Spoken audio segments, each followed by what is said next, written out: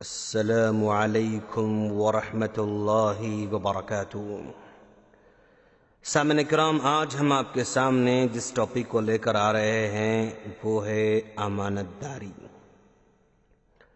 پیارے نبی صلی اللہ علیہ وسلم کا فرمان ہے، لا ایمان لمن لا امانت لہ، اس کا ایمان نہیں ہے جس کے اندر امانت داری نہیں ہے۔ یہ مسند احمد کی روایت ہے۔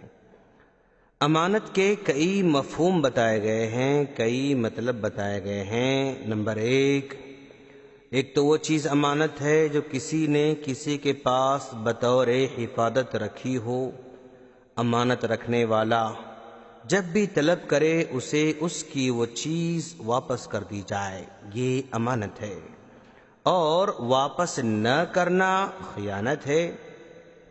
ایک مومن کی خصوصیت یہی ہے کہ وہ امانت دار ہو، یعنی امانت کی حفاظت کرنے والا اور مانگنے پر لوٹا دینے والا ہو۔ اس کے برخلاف خیانت کرنا ایک منافق کی نشانی ہے۔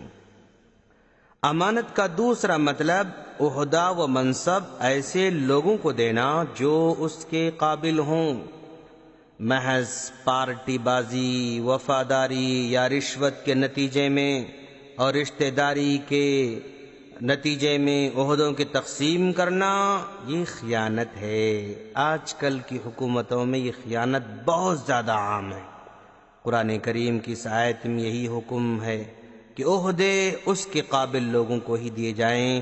اللہ فرماتا ہے، اعوذ باللہ من الشیطان الرجیم، بسم اللہ الرحمن الرحیم، ان اللہ یأمرکم ان تؤدوا الامانات الی اہلہا۔ سورہ نساء، سورہ نمبر 4، آیت نمبر 58۔ اللہ تعالیٰ تمہیں حکم دیتا ہے کہ امانتیں ان کے قابل لوگوں کو ادا کر دو۔ اس کا مطلب جس عہدے کے جو قابل ہوں گے ان لوگوں کو عہدہ و منصب دیا جائے۔ کوٹا سسٹم بھی امانت کے خلاف ہے، کیونکہ اس میں بھی قابل افراد کے بجائے صرف ذات پات کی بنیاد پر لوگوں کو ترجیح دی جاتی ہے، چاہے اس میں قابلیت ہو یا نہ ہو۔ اس طرح کا کام امانت کے بالکل خلاف ہے۔ دوستو، امانت کا تیسرا مطلب اپنی ڈیوٹی صحیح طریقے سے ادا کرنا بھی ہے۔ اپنے طے شدہ تنخواہ پوری طرح وصول کر لینا، لیکن اپنی ڈیوٹی ادا کرنے میں جان بوجھ کر کوتاہی کرنا، یہ بھی خیانت ہے۔ یہ خیانت ہمارے سرکاری اداروں میں خاص طور پر اور پرائیویٹ اداروں میں عام طور پر پائی جاتی ہے۔ امانت کا چوتھا مطلب دوسروں کی باتیں سن کر اپنے حد تک محدود رکھنا، اسے لوگوں کے درمیان بیان نہ کرنا، یہ امانت ہے۔ اسی مفہوم کو اس حدیث میں بیان کیا گیا ہے، المجالس بالامانہ، مجلسیں امانت کے ساتھ ہیں۔ یہ ابو داؤد کی روایت ہے، یعنی مجلس میں کسی کے بارے میں کچھ باتیں ہوئی ہوں تو وہ باتیں اپنی ذات تک محدود رکھنا چاہیے، انہیں سن کر دوسروں کو نہ پہنچائیں۔ اگر پہنچائیں تو یہی خیانت ہے، اس سے اس کے دل میں موجود دشمنی میں مزید اضافہ ہو جائے گا۔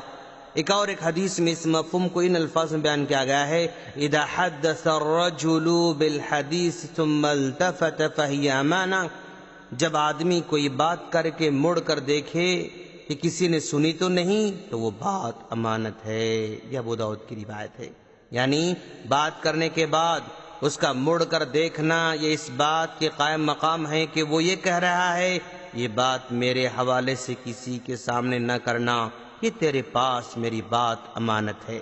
البتہ 3 باتیں مستثنا ہیں، ناجائز خون ریزی، بدکاری یا چور یا ڈاکہ زنی، یعنی کسی مجلس میں یہ سوچ وچار کی جا رہی ہے کہ فلاں شخص کو قتل کیا جا رہا ہے، یا فلاں شخص کو قتل کرنا ہے، یا فلاں عورت کے ساتھ بدکاری کرنا ہے، یا فلاں کے گھر میں ڈاکہ ڈالنا ہے، تو اس مجلس میں جتنے بھی شرکاء ہیں ان کی ذمہ داری ہے کہ وہ متعلقہ لوگوں کو خبر کر دیں۔ مجلس کی ایسی باتیں جن میں دوسروں کو نقصان پہنچانے کی پلاننگ کی جاتی ہے، وہ باتیں امانت نہیں ہیں، بلکہ ان کا متعلقہ لوگوں تک پہنچانا ضروری ہے، خاموش رہنا جرم میں ساتھ دینے کے برابر ہے۔ امانت کا پانچواں مطلب، میاں بیوی کے رازدارانہ باتیں امانت ہیں۔ بیوی کو خاوند کی باتیں اور خاوند کو بیوی کی باتیں اپنے حد تک محدود رکھنا ہوگا۔ انہیں دوستوں اور سہیلیوں کے سامنے بیان کرنا امانت میں خیانت اور اللہ کے پاس بہت بڑا جرم ہے دوستو۔ ایک حدیث میں اللہ کے رسول صلی اللہ علیہ وسلم نے فرمایا، قیامت کے دن اللہ کے ہاں سب سے بدتر وہ شخص ہوگا جو بیوی کے ساتھ ملاپ کرتا ہے اور بیوی اس کے ساتھ ہم بستری کرتی ہے، پھر اس کے بھید لوگوں کے سامنے کھولتا ہے۔ کہ ابو داؤد کی روایت ہے۔ امانت کا چھٹا مطلب، شرعی احکام کی پابندی کرنا بھی امانت ہے دوستو، اور ان کی خلاف ورزی کرنا خیانت ہے۔ قرآن کریم میں اس آیت میں اسی امانت کا تذکرہ کیا گیا ہے۔ اللہ فرماتا ہے، بسم اللہ الرحمن الرحیم، انا عرضنا الامانة على السماوات والارض والجبال فابین ان يحملنها واشفقن منها وحملها الانسان انه كان ظلوما جہولا۔ بے شک ہم نے امانت کو آسمانوں اور زمین اور پہاڑوں پر پیش کیا، بس انہوں نے اسے نبھانے سے انکار کر دیا اور اسے ڈر گئے، اور انسان نے اس کو اٹھا لیا، وہ یقیناً ظالم اور نادان ہے۔ احکام شرعیہ کو امانت سے تعبیر کر کے یہ اشارہ کیا کہ ان کی ادائیگی انسانوں پر اسی طرح واجب ہے جس طرح امانت کی ادائیگی ضروری ہوتی ہے۔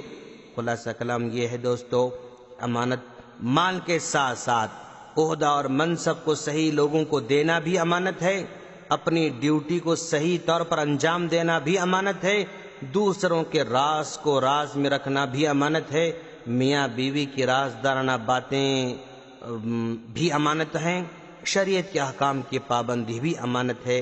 جب ان ساری چیزوں کا خیال رکھتے ہیں تو امانت دار کہلائیں گے۔ اگر ان باتوں کی پابندی نہیں کریں گے تو امانت دار نہیں کہلا سکتے۔ ہم اللہ سے دعا کرتے ہیں کہ باری تعالیٰ تو ہم تمام کو حقیقی معنوں میں امانت دار بننے کی توفیق عطا فرما، آمین۔ السلام علیکم ورحمۃ اللہ وبرکاتہ۔